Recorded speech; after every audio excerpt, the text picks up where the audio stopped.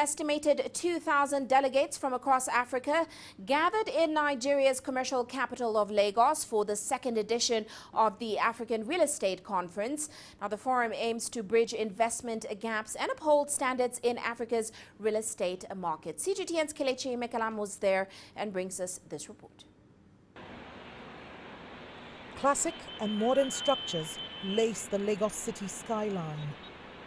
Although more structures are being erected, it's a very tough call for property developers like Shijibomi Ogundele. That's because the country's real estate sector has suffered a dip in the past 4 years. What's more, funds have been very scarce. We have long converted our challenges into opportunities, but one must never forget the extraordinary challenges in the Nigerian real estate industry. One is capital. Raising capital in the luxury in Nigerian real estate industry is as if you have to go to heaven to come back. It is almost impossible. That's one of the reasons why government officials and industry players from across Africa are gathered here. Problems of corruption, unfavorable government policies, and non-adherence to building standards have also fueled the downturn in the industry, causing property value to drop by over 60%.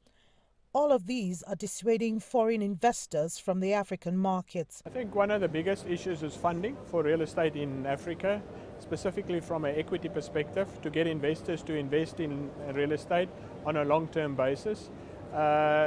Investors can invest anywhere in the world, and it is a challenge to convince investors to invest in Africa because they look at the returns they can achieve in Africa compared to the returns they can achieve elsewhere in the world. Housing remains beyond the reach of a large number of people. The housing deficit in Africa is quite enormous.